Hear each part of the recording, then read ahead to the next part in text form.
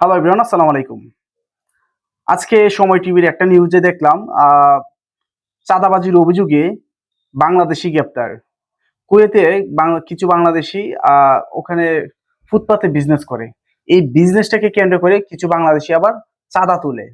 এই চাঁদাবাজির অভিযোগে এক বাংলাদেশি গ্রেপ্তার। একজন না, এক্সাক্টলি এটা বলতে পারতেছি না, তবে বাংলাদেশি গ্রেপ্তার।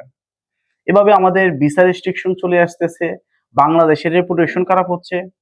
আবার আরেকটা নিউজ হচ্ছে, এটা এখন পর্যন্ত নিউজ হয় নাই, তবে ইনফরমেশন আমি পেয়েছি, যেটা এটা হচ্ছে কিছু বাংলাদেশি ইউনাইটেড আরব আমিরাতে শারজা স্টেটে এই ঠিক সেম কাজটাই করে যেটা কুয়েতে হয়েছে। আসলে আমরা এইভাবে দেশের সুনাম বয়ে আনতেছি না, যেটা আনতেছি হচ্ছে এটা বদনাম, ভিসা রেস্ট্রিকশন। এভাবে কিন্তু আমরা বাঙালি জাতি হিসাবে একটা বদনাম বয়ে আনতেছি, যেটা একটা সময় গিয়ে দেখবেন বর্তমানে সৌদি আরবের ভিসা হচ্ছে বা ইউরোপের কিছু কিছু দেশের ভিসা হচ্ছে, এটাও একসময় থাকবে না। আমরা যেসব কাজগুলো করতেছি এইভাবে একটা সময় দেখবেন যে প্রত্যেকটা দেশ বাংলাদেশিদেরকে ভিসা রেস্ট্রিকশন দিয়ে রাখছে।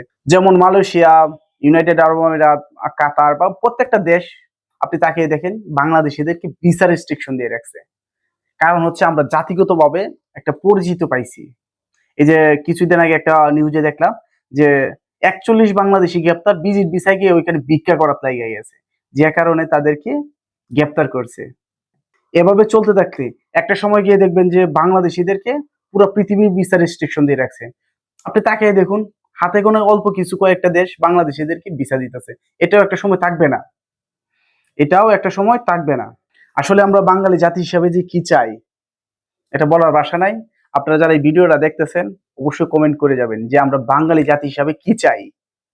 আর যদি এভাবে চলতে থাকে, আর যদি কোনো কারণে ভিসা রেস্ট্রিকশন না আসে, প্রত্যেকটা দেশ বাংলাদেশিদেরকে ভিসা ওপেন করে দেয়, সময়ের ব্যবধানে আমরা কিন্তু পুরো পৃথিবী একদিন শাসন করব।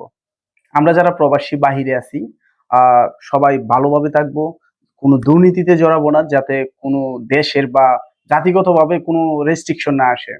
কারণ আমাদেরকে যেখানেই যাই আপনারা দেখেন, পৃথিবীর যে কোনো প্রান্তে যে কোনো প্রবাসী আসে, বাঙালি বলে আমরা বাঙালি, আসলে এটা একটা গর্ব, তবে যাতে এটা নেগেটিভলি মানুষ না নেয়। আমরা ঠিক সেইভাবে প্রবাসী জীবনযাপন করব। আমার পক্ষ থেকে প্রবাসী ভাইদেরকে বা রেমিটেন্স যোদ্ধাদেরকে হাজার সালাম জানাই। সবাই ভালো থাকবেন, সুস্থ থাকবেন। হ্যালো এভরিওয়ান, আসসালামু আলাইকুম। আজকে সময় টিভির একটা নিউজে দেখলাম চাঁদাবাজির অভিযোগে বাংলাদেশি গ্রেপ্তার। কুয়েতে কিছু বাংলাদেশি ওখানে ফুটপাতে বিজনেস করে। এই বিজনেসটাকে কেন্দ্র করে কিছু বাংলাদেশি আবার চাঁদা তোলে। এই চাঁদাবাজির অভিযোগে এক বাংলাদেশি গ্রেপ্তার। একজন না,